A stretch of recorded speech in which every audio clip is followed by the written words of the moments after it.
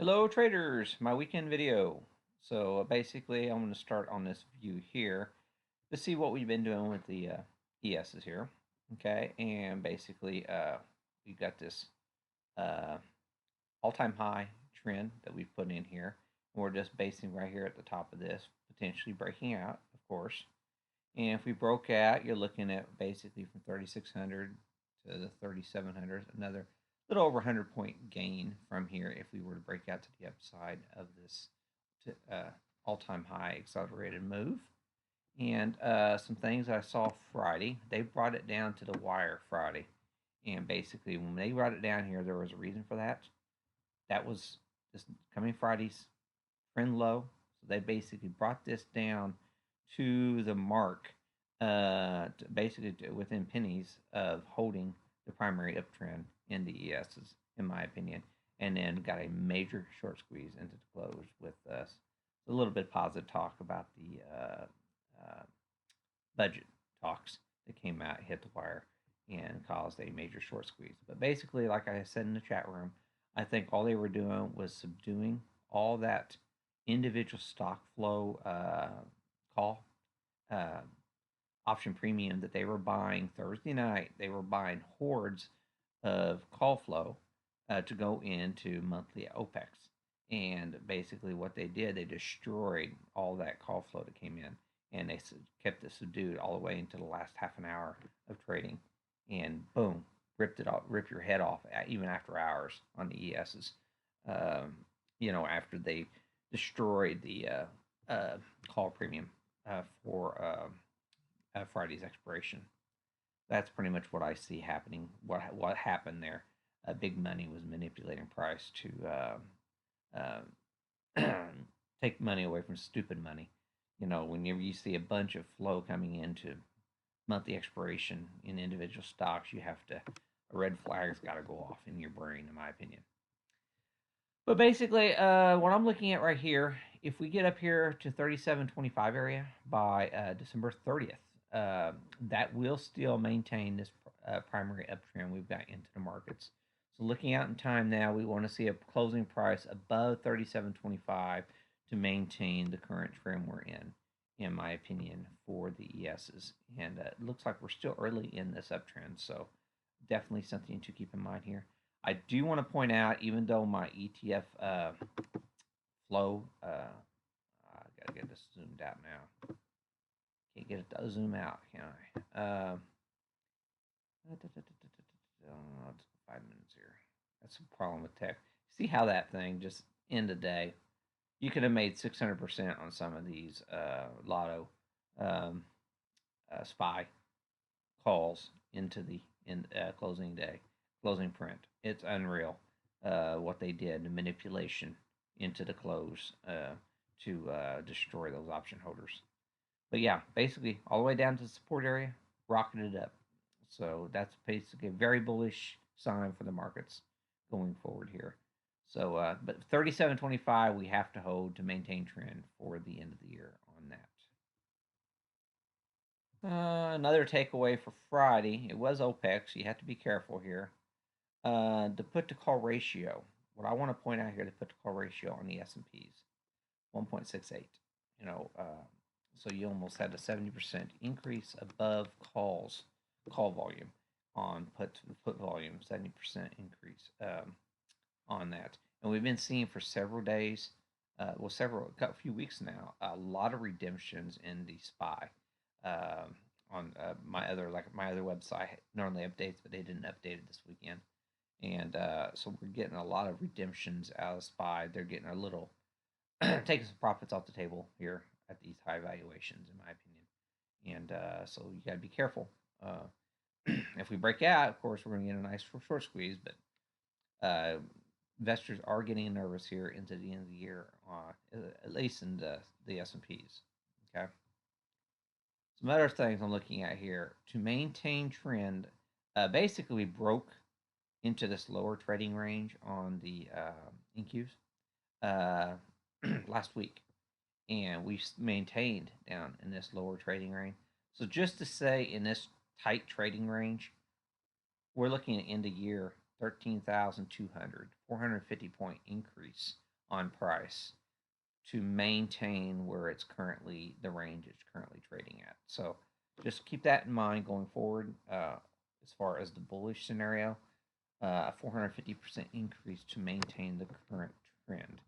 I don't know if we can do that or not, but that is a scenario you do need to be aware of, since we are in such a bullish market here. And don't get taken to the. Don't think it's going to come crashing down whenever there is that potential, um, for the upside. But we are at the upper edge. Like I said, we broke out of this upper trading zone, so that's just maintaining the broken trading zone at the current levels, and that's a pretty, difficult thing to do. So, uh, uh, definitely something to think about here. Typically, when you break down, you revert down to the lower trading zone. That is my number one scenario. But you do have to be aware that the markets are seem to be quite bullish, and especially if stimulus might be coming out, announcements this week. That's a scenario you do need to be aware of, going ahead in your trading. Okay, scenario I'm looking at here, about 2010 for Russell to maintain the current the current trading zone into the year end. So basically, be aware. I had mentioned last week I thought maybe we were going to be getting to 2000 last week, but we do have a lot of open interest up here at this price point around the 2000 area, on the Russell. So just remember that, going forward here, that there's a good chance that we're going to be running up into this zone at some point, uh, into the end of the year. And but we do have to get a price above 2010 by year's end, just to maintain the current, in my opinion, the current uptrend that we're in the Russell. Okay, I wanted to start with one of the more lagging stocks. That's your Boeing here, and it seems like the short squeeze is over with in this. As everybody knows, we've had a massive rally in the airlines, in the Boeing, and the cruise lines. It was a short squeeze induced rally, and I think that trade is coming off here. And I do have a theory, a hypothesis going into the end of the year, may or may not work out. But I do think, anybody who had not taken losses in these areas, the airlines, the cruise lines, the Boeing's, the areas that have really gotten smacked from the first of the year. Anybody who had not, this is the perfect time to book those losses against some of these high flyer gainers that we've had in the markets, because it's few and far between to find any type of losers in the market this year.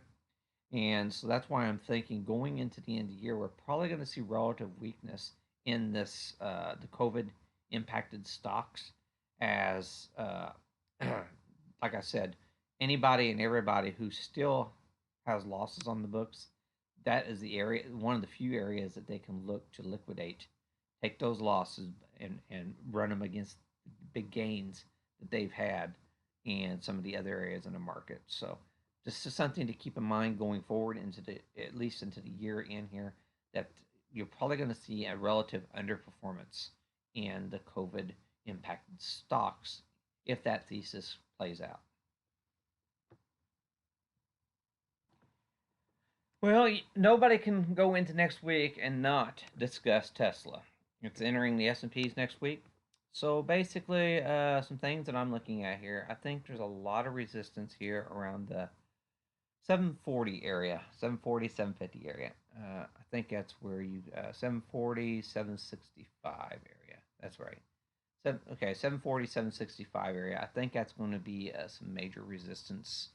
Uh, so basically 100 points higher, because of the euphoria in the whole, Tesla. Don't get me wrong, they can come in next week and just completely sell it off. I don't think they will. I think there's still a lot of funds that are under allocated in Tesla. They will have to buy into it. That typically causes a short squeeze, and there is a major short float on Tesla. So it would not take much for this thing to explode, to the higher side here. I guess it wasn't quite as bad as I thought. It's got a 6% short float, so but it is hard to really very hard to borrow against Tesla. So remember that if you're trying to short it. So that is a problem. You may not have a high short float, but it is hard to borrow against it. So that is something to remember going forward here. If you can't, if they make it difficult to borrow against it, typically that means it's a lot easier to move to the upside. And then the next levels would be if we get an explosive move come Monday. If you get past that, then our next level would be 900. I have resistance at 900, and then basically 1200 would be the next level. I mean, on a parabolic breakout type scenario. Don't, just because you think it's not going to happen doesn't mean. Remember, Amazon, the FANG names, when they first got it out, they had obscene valuations like Tesla has right now. And I think Tesla's actually further than what they ever were. But remember, that's what generally happens whenever you get a up and coming new disruptor to the industry, and so that's what Tesla is right now. So you don't want to bet against it until you prove otherwise. And I think $50 billion Tesla is on the way up here. Tesla is actually selling more shares, uh, 50 billion more shares, taking 50 billion more dollars right at these high valuations, which is smart.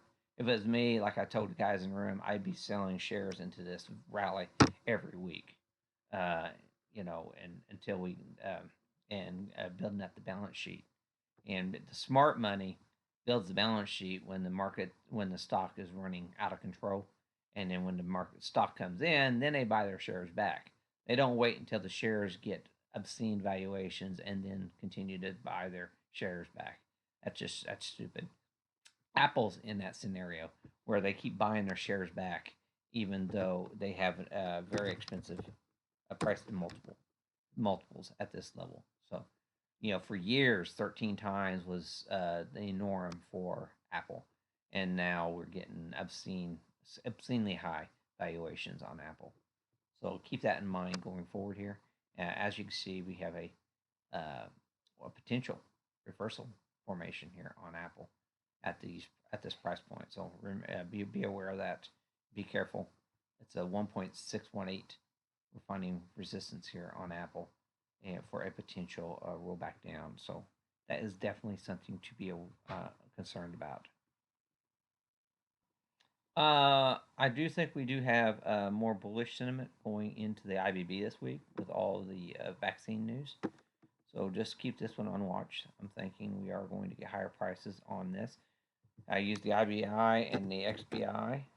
So two of the things that I am looking at here as a potential bullish scenario going forward. Okay, and doesn't look like they're into my resistance zones quite yet. So definitely some things to look at. And then I use JETS for the bearish scenario. We are right here at the 20 SMA, potentially, trying to decide which way to go here on our airlines. That's another one to definitely keep on watch with the whole Boeing thing going on. So definitely something to keep on watch here. I'm thinking redemptions in that zone. Another one I do think is due to come in. That's Roku. We're at 261% on my fib extension. And so just definitely keep this one on watch for coming in. It got this big pop because of the whole HBO Max this past week. News came out. It's been added to the Roku site. But this is definitely very expensive, considering, pre-earnings we were trading at $210, and we're $130 above that now. So definitely very lofty going into earnings season. I'm also watching Disney this week. I think it's bull flagging for higher prices. So this is on my watch. Couldn't give anything back after hearing that news on Disney Plus this past week. And so definitely very hot stock to be watching. I think it was two Fridays ago that news came out, and it just looks like it's bull flagging for higher prices here relatively soon, in my opinion. And if it were to break out from this level, uh, as you can see, we have resistance way back here in time. That's why it's kind of stalled out here. But I'm thinking if it can break out, I'm really looking at 185, 185, 190 here in relatively short order. 185, 190. So as you can see, this area right here is acting as resistance. So I would have to, yeah, the 190 area would definitely be my next area to be focusing on Disney. So if my thesis is right, and we do have some money coming out of some of the COVID names, you got to keep a really close eye on your XLF, and we're right here on this 20 SMA, and we've been doing this for a week now, and so definitely something to keep on watch here. It looks like it's bending. Your trend is bending here on your financials, so definitely something to. Looks like the momentum is fading off here. Yeah, this has been on a tear since the election, so it looks like momentum is drying up a little bit here in this whole XLF. And the main thing, KRE, uh, that's your regional banks. So we're also right here on the 20 SMA on our regional banks at value area high. So, and this is a monthly value area high. So very easy, in my opinion, with this where we're at, to be coming back into this value area in the next few days into the end of the year, based on the charting I'm seeing here. Okay. That's all I got to say. Please leave comments below, stuff you're seeing that I haven't mentioned, and make me a prize of what you're thinking going forward here. I don't want to have all but bearish scenario, especially if we're gonna have a stimulus coming out. But I want to be aware of little things that are happening under the hood, and do have my eyes open for a bearish event out of the blue. So I'm just going to trade what's trading, bullish or bearish, depending on what the markets give me. Like the video if you like it, and tell friends and stuff, and follow me. Thanks.